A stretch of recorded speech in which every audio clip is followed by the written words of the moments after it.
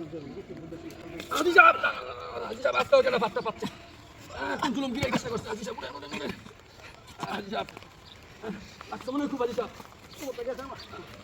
আজি সাহেব একটা জিনিস খেয়াল করছেন আজকে কিন্তু রাস্তায় কলার খুব সাথে খালি দিতেছে না তাই তো দেখতেছি আমি আজকে তো কলার খোসা রাস্তা নাই। জালিমটা কি মারা গেল নাকি?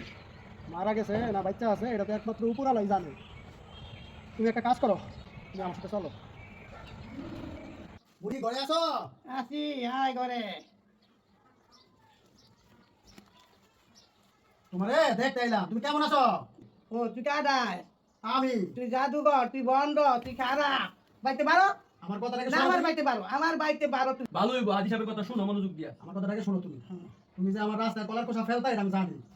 আজকে সকালে দেখি আমার রাস্তায় কোনো কলার খোসা নাই, তো আমি ভাবলাম বুড়ি মনে হয় অসুস্থ, তাই তোমার দেখতে আইছি। এই রুটি আর এই কলা নিয়ে আসছি, তুমি এগুলা খাইয়া তাড়াতাড়ি সুস্থ হয়ে যাবে।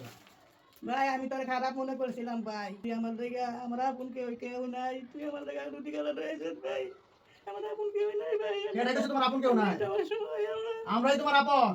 আল্লাহর দুনিয়ায় কেউ একা না, মানুষের ক্ষতি করবে না। মানুষের ক্ষতি করা আল্লাহ পছন্দ করে না।